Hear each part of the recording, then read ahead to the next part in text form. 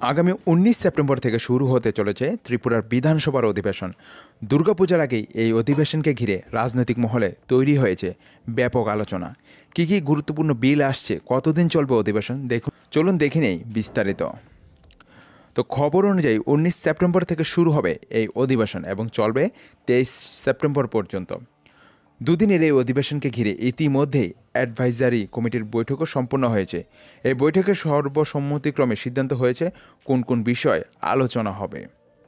এই অধিবেশনে ত্রিপুরা সরকার যে 4টি গুরুত্বপূর্ণ বিল পেশ করতে চলেছে সেগুলো হলো, ১ নম্বর রয়েছে Tripura state goods and service tax bill, দ্বিতীয় রয়েছে ত্রিপুরা জনসংখ্যা বিল এবং ৩ নম্বর রয়েছে দ্য ফ্যাক্টরিজ বিল ২০২৫, ৪ নম্বর রয়েছে ত্রিপুরা শপ অ্যান্ড এস্টাবলিশমেন্ট বিল। তো প্রথম দিন হবে প্রশ্ন উত্তর পর্ব, এরপর বিলগুলো উপস্থাপন করা হবে।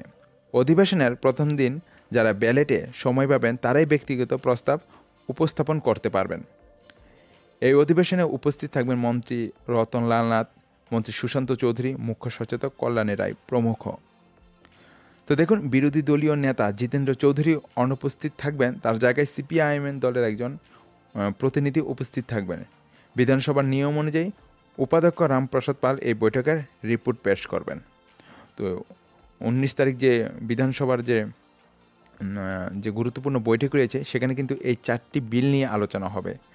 তো দেখুন, এই 4টি বিল কিন্তু আমি আপনাদের সামনে বলেছি, এই 4টা বিলেই কিন্তু নিয়ে আলোচনা হবে ১৯ তারিখ। আর যারা ভাবছেন ১৯ তারিখ কী নিয়ে আলোচনা হয় তাদেরকে বলছি, এই 4টা বিল নিয়ে ১৯ তারিখ আলোচনা হবে। তো আজকের ভিডিওটি এই পর্যন্তই।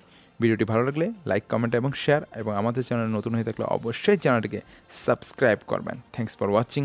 জয় হিন্দ, জয় ভারত।